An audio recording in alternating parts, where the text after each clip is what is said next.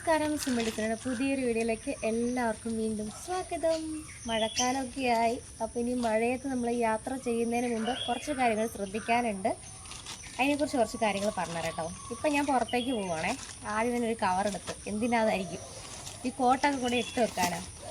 എപ്പോൾ വേണേലും മഴ പെയ്യാം. അതുകൊണ്ട് എൻ്റെ കൂടെ ഞുഞ്ഞേ വരുന്നുണ്ട് കേട്ടോ. അപ്പോൾ അതുകൊണ്ട് തന്നെ ഞങ്ങൾക്ക് രണ്ടുപേർക്കും കൂടെയുള്ള കോട്ടൊക്കെ എടുത്ത് കുറേ നാളായി കോട്ടൊക്കെ എടുത്തിട്ട്. അപ്പോൾ അതുകൊണ്ട് കോട്ടൊക്കെ എടുക്കുമ്പോൾ ഒന്ന് ശ്രദ്ധിച്ചേക്കണം കേട്ടോ. എന്തെങ്കിലുമൊക്കെ കയറി ഇരിപ്പുണ്ടെങ്കിലേ അറിയത്തില്ലല്ലോ. ചിലപ്പോൾ ഈ കുഞ്ഞ് പൊടിയുറുമ്പില്ലേ അതൊക്കെ കയറി ഇരിക്കും.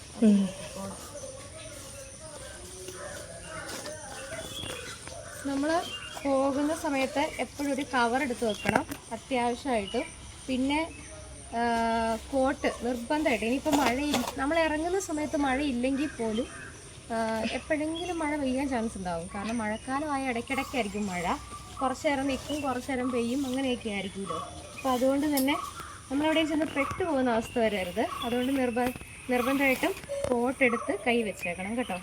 ഈ കോട്ട് ഇട്ട് വെക്കാനായിട്ടാണ് നമ്മളൊരു കവർ എടുക്കാൻ പറയുന്നത്. വെച്ചാൽ നമ്മളിപ്പം കോട്ട് ഇട്ടിട്ട് എവിടെയെങ്കിലുമൊക്കെ പോയി മഴയൊക്കെ നനഞ്ഞു കഴിയുമ്പോൾ, മഴ തോന്നു കഴിയുമ്പോൾ നമുക്ക് ഈ കോട്ട് ഊരേണ്ട ഒരു സാഹചര്യം വരില്ലേ. അന്നേരം ആ ഒരു സമയത്ത് ഈ കോട്ട് നമുക്ക് ഇത് കവറിലാക്കിയിട്ട് ഇതിനകത്ത് വെക്കുവാണെങ്കിൽ അവിടെ ഒന്നും വെള്ളം ആവത്തില്ല. അല്ലെങ്കിൽ അതിനകത്തെല്ലാം വെള്ളം വീണ് അവിടെ എല്ലാം അഴുക്കായി വെള്ളമെല്ലാം കെട്ടിക്കിടക്കും. സ്മെല്ലും അങ്ങനെയൊക്കെ വരും. അപ്പോൾ അതുകൊണ്ട് നമ്മളൊരു കവർ എടുത്തിട്ട് അതിനകത്ത് ഇട്ട് വെക്കാം.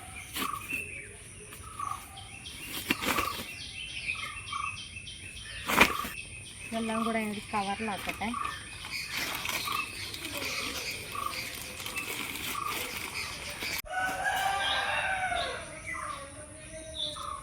അതുപോലെ ഞാൻ വിചാരിച്ച ഒരു കുടയും കൂടെ ഇരിക്കട്ടെ എന്ന്.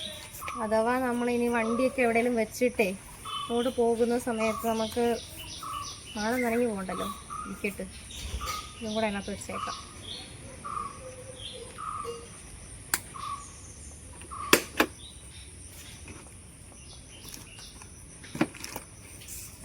അപ്പോൾ കുടയും കോട്ടും ഒരു ടവലും എടുത്ത് വെച്ചു.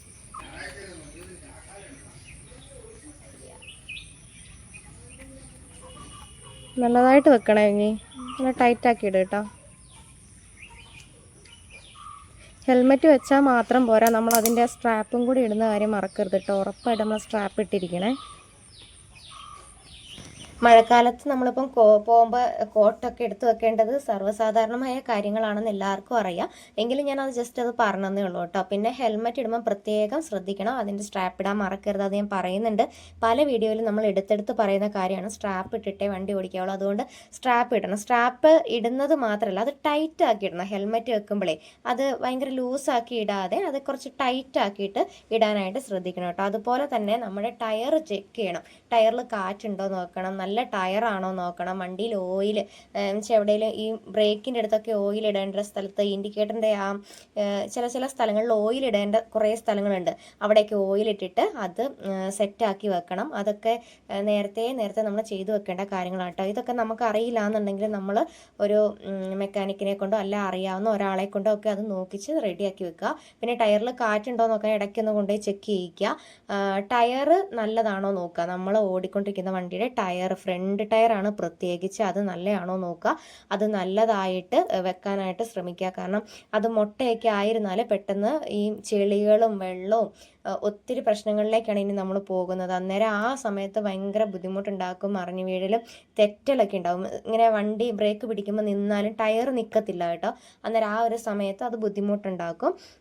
അതുകൊണ്ട് ടയർ ചെക്ക് ചെയ്യുക. പ്രത്യേകിച്ച് ഫ്രണ്ടിലെ ടയർ കേട്ടോ. അത് മുട്ടയാണെന്നുണ്ടെങ്കിൽ അത് നല്ലൊരു കമ്പനിയുടെ ടയർ നോക്കിയിട്ട് വാങ്ങി ഇടാനായിട്ട് ശ്രമിക്കുക. അതുപോലെ തന്നെ ഈ വലിയ വണ്ടികളിൽ നിന്നൊക്കെ ഉണ്ടല്ലോ, ഈ റോഡിൽ ഇങ്ങനെ ഓയിൽ വീണ് കിടക്കും. ഓയിൽ വീണ് കിടക്കുമ്പോൾ മഴയൊക്കെ ആണെന്നുണ്ടെങ്കിൽ നമ്മൾ പുറകിൽ കൂടെ വരുന്ന നമ്മൾ ഈ 2 വീലറുകാർക്ക് ഏറ്റവും പ്രശ്നം അത് ഉണ്ടാക്കുന്നത്. അതിങ്ങനെ അതിനകത്തൂടെ നമ്മൾ ഓടിക്കുവാണെന്നുണ്ടെങ്കിൽ തെറ്റി വീഴാനൊക്കെ സാധ്യതയുണ്ട് കേട്ടോ. നമുക്ക് കൺട്രോൾ ചെയ്യാൻ പറ്റിയില്ല എന്നൊക്കെ ഉണ്ടെങ്കിലേ നമ്മൾ മറിഞ്ഞു വീഴാനൊക്കെ സാധ്യതയുണ്ട്. അപ്പോൾ അത് ശ്രദ്ധിക്കണം. റോഡിൽ ഓയിൽ ഉണ്ടെങ്കിൽ ആ ഓയിലിലൂടെ വണ്ടി ഓടിക്കാനായിട്ട് നിൽക്കരുത്, ശ്രദ്ധിച്ച് പോകണം കേട്ടോ. അവിടെ വെച്ച് പെട്ടെന്ന് ബ്രേക്ക് പിടിക്കുകയോ ഇങ്ങനെ ഭയങ്കര ഓയിൽ നമ്മൾ ചെന്ന് കയറിയെങ്കിൽ ഭയങ്കരമായിട്ട് ആക്സിലേറ്റർ കൊടുക്കുകയോ ബ്രേക്ക് പിടിക്കുകയോ ചെയ്യാതെ ഒരു മിനിമം സ്പീഡിൽ ഒന്ന് കൺട്രോൾ ചെയ്ത് ഓടിക്കാനായിട്ട് ശ്രമിക്കുക കേട്ടോ. അത് പ്രത്യേകം ശ്രദ്ധിക്കുക. അതുപോലെ തന്നെ മെയിനായിട്ട് നമ്മൾ ഈ ടാറിട്ട റോഡിൽ കൂടെ ഓടിക്കുമ്പോൾ ഇതുപോലത്തെ വരകളൊക്കെ കാണുന്നില്ലേ, അത് ഈ സെറാമിക് കൊണ്ട് വരച്ചിരിക്കുന്ന ലൈൻസ്, കുറേ കാര്യങ്ങളൊക്കെ ഓരോ അടയാളങ്ങളൊക്കെ കൊടുത്തിട്ടില്ലേ, അപ്പോൾ അതിലൂടെയൊക്കെ വണ്ടി ഓടിക്കുമ്പോൾ സ്ലിപ്പാവും കേട്ടോ. മഴ ഉള്ള സമയത്താണ് ഏറ്റവും കൂടുതൽ പ്രശ്നം. അന്നേരം ഭയങ്കരമായിട്ട് സ്ലിപ്പായി കളിക്കും ടയർ കേട്ടോ. അപ്പോൾ അതൊക്കെ ശ്രദ്ധിക്കുക. അതിനകത്തൂടെ ഇട്ട് ഓടിക്കുമ്പോൾ ഒന്ന് ശ്രദ്ധിച്ച് ഓടിക്കുക കേട്ടോ. പിന്നെയുള്ള കാര്യം എന്താണെന്നറിയാം, ഈ മഴ സമയത്ത് നമ്മളിപ്പോൾ വണ്ടിക്ക് എടുത്തിട്ട് ഇറങ്ങി പിന്നെ തിരിച്ച് വീട്ടിൽ വണ്ടി കൊണ്ടുവന്ന് വെക്കും. അപ്പോൾ ആ മഴയത്ത് പോയിട്ടല്ലേ നമ്മൾ വരുന്നത്, അപ്പോൾ മഴ നനഞ്ഞാണ് വരുന്നത്. അപ്പോൾ അതുപോലെ തന്നെ നമ്മൾ വണ്ടി അവിടെ കൊണ്ടുപോയി വെക്കും അല്ലേ. അതിനുശേഷം നമ്മൾ ആ വണ്ടി ഒന്നും കഴുകത്തൊന്നുമില്ല, കാരണം മഴ നനഞ്ഞ് വന്നതാണ്. അതുപോലെ തന്നെ ഇനിയും എടുത്തുകൊണ്ട് പോകുമ്പോൾ മഴയിലേക്കാണ് എടുത്തുകൊണ്ട് പോകുന്നത്. അപ്പോൾ അതുകൊണ്ട് തന്നെ നമ്മൾ വിചാരിക്കും അവിടെ ഇരിക്കട്ടെ, കഴുകേണ്ട കാര്യമില്ലല്ലോ, അങ്ങനെ തന്നെ വിചാരിക്കും. എല്ലാവരും അങ്ങനെയായിരിക്കും വിചാരിക്കുക. പക്ഷേ അങ്ങനെ ചെയ്യരുത് കേട്ടോ. കാരണം നമ്മൾ വണ്ടി കൊണ്ടുവന്ന് വെക്കുമ്പോൾ തന്നെ ഒരു കുഞ്ഞു ബക്കറ്റ് വെള്ളം മൊത്തത്തിലൊന്ന് കുറേശ്ശെ ഓരോ കപ്പ് വീതം എല്ലായിടത്തും ഒന്ന് വെറുതെ ഒഴിക്കുകയാണെന്നുണ്ടെങ്കിൽ ചെളിയായിട്ട് പറ്റി പിടിച്ചിരിക്കുന്ന കുറേ സ്ഥലങ്ങളുണ്ടാവും. ചെളി അഴുക്കൊക്കെ ഇങ്ങനെ ഭയങ്കരമായിട്ടും കട്ട പിടിച്ചും അല്ലാതെ ചെറുതായിട്ടും ഒക്കെ പറ്റി പിടിച്ചിരിക്കുന്ന കുറേ സ്ഥലങ്ങളുണ്ടാവും അല്ലേ.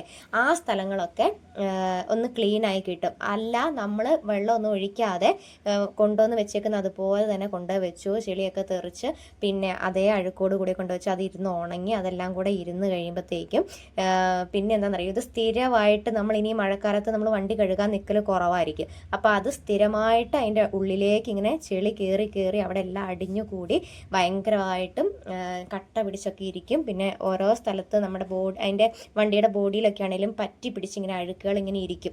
നമ്മൾ നോക്കുമ്പോൾ അഴുക്ക് കാണത്തില്ല, പക്ഷെ അത് ഉണങ്ങി വരുമ്പോൾ ഉണ്ടല്ലോ അതിനകത്തെല്ലാം അഴുക്കായിരിക്കും, ഈ മണ്ണൊക്കെ തെറിച്ചിട്ട് അങ്ങനെ ഇരിക്കും.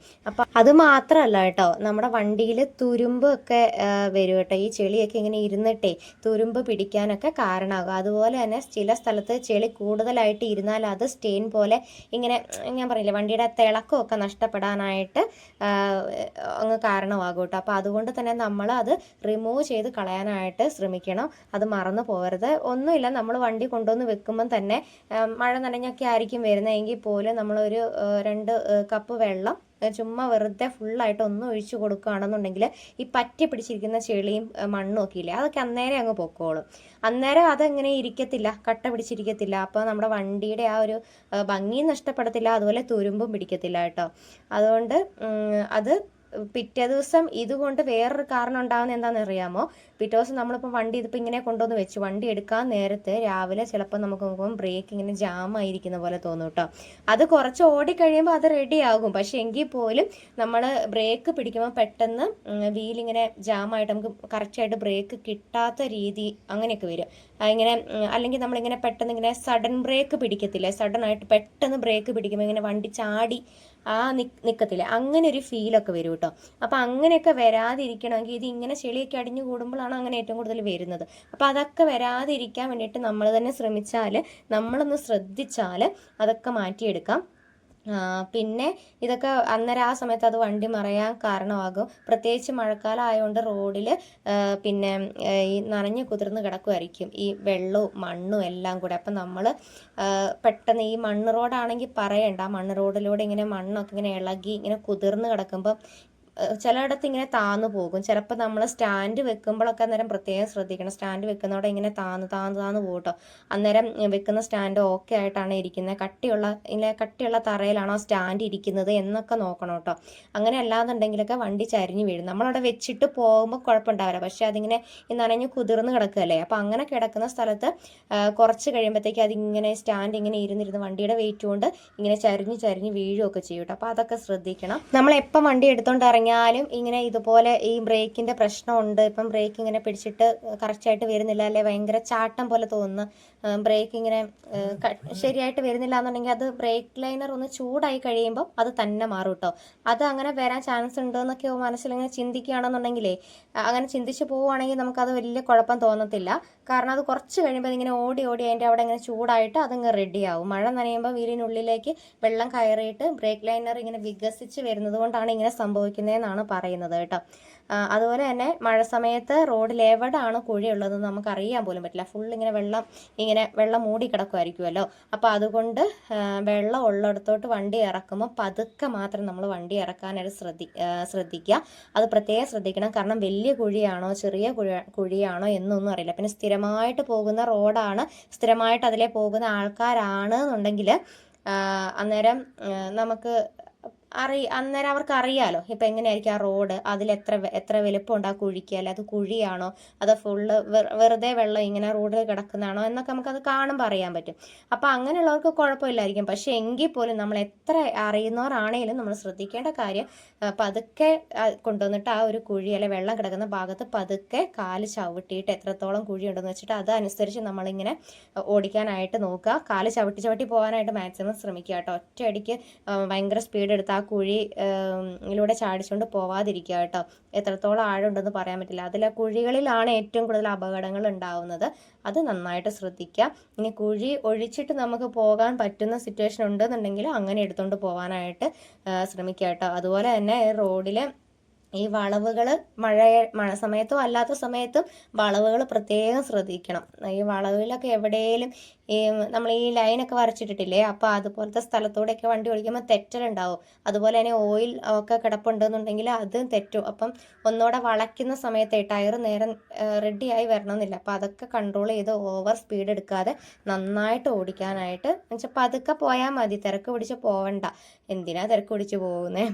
കുറച്ച് നേരം വൈകിയാലും നല്ല സേഫായിട്ട് നമ്മളെ ഇച്ചിരി സമാധാനത്തോടെ പോവുകയാണെങ്കിൽ അതല്ലേ നല്ലത്.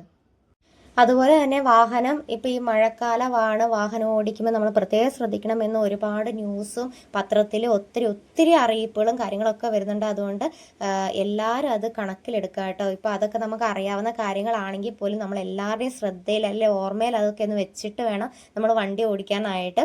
വേഗത കുറയ്ക്കുക. അതുപോലെ തന്നെ മുമ്പിലെ വാഹനങ്ങളൊക്കെ ആയിട്ട് ഉള്ള അകലം എന്നുവെച്ചാൽ കൂട്ടിയെടുക്കുക. എന്നുവെച്ചാൽ തൊട്ടടുത്ത് വെച്ചിട്ട് വണ്ടി ഉരസി വണ്ടി ഓടിക്കത്തില്ലേ, അത് മാറ്റിയിട്ട് കുറച്ച് അകലം വിട്ടിട്ട് വണ്ടി ഓടിക്കാനായിട്ട് നമ്മൾ ശ്രമിക്കുക. അതുപോലെ തന്നെ ഹെഡ്ലൈറ്റുകൾ ഉപയോഗിക്കണം കേട്ടോ. ഹെഡ്ലൈറ്റുകൾ ഉപയോഗിക്കുക. വാഹനത്തിൻ്റെ ടയർ തെന്നി നീങ്ങുന്നത് ശ്രദ്ധിക്കുക. അങ്ങനെ ശ്രദ്ധിച്ച് വണ്ടി ഓടിക്കുക. അതുപോലെ തന്നെ ബ്രേക്കുകൾ യഥാക്രമം നമ്മൾ പരിപാലിക്കുക. എന്ന് വെച്ചാൽ അത് ഓക്കെ ആയാണോ എന്ന് നമ്മൾ കുറച്ച് മുമ്പേ പറഞ്ഞ കാര്യങ്ങൾ തന്നെയാണ്. എങ്കിലും പിന്നെ കാലാവസ്ഥ അറിയിപ്പുകളൊക്കെ നമുക്ക് വരുന്ന സമയത്ത് മുന്നറിയിപ്പുകളൊക്കെ നമുക്ക് തരുമല്ലോ, ന്യൂസിലൂടെയും പത്രത്തിലൂടെയും ഇപ്പം ഫോണുകളൊക്കെ ഉള്ളതുകൊണ്ട് നമുക്ക് അറിയാം. അപ്പോൾ അതിലൂടെയൊക്കെ വരുന്ന മുന്നറിയിപ്പുകൾ എല്ലാവരും ശ്രദ്ധിക്കുക.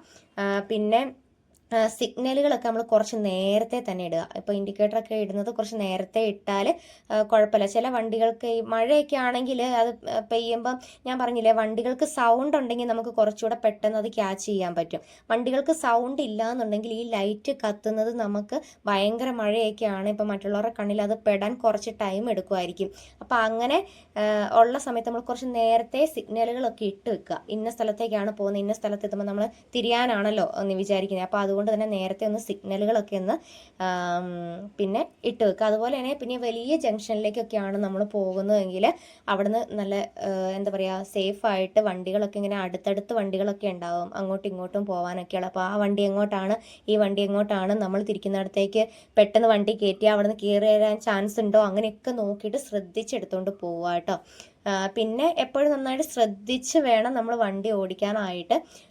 ഏറ്റവും കൂടുതൽ നമ്മൾ കണ്ണുകൊണ്ടും കാതുകൊണ്ടും ശ്രദ്ധിക്കേണ്ട ഒരു ടൈമാണ്. എന്നുവെച്ചാൽ മഴക്കാലത്ത് നല്ല അല്ലാതെ ആണെങ്കിലും വണ്ടി ഓടിക്കുമ്പോൾ നമ്മൾ ശ്രദ്ധിക്കേണ്ട കാര്യമാണ്. പക്ഷെ മഴക്കാലത്ത് പ്രത്യേകിച്ച് ഭയങ്കര അപകടങ്ങൾ ഉണ്ടാവാറുണ്ട്. അതുപോലെ തന്നെ ലൈൻ കമ്പികളൊക്കെ വഴിയിൽ പൊട്ടിക്കിടക്കാൻ ചാൻസ് ഉണ്ടാവും കേട്ടോ.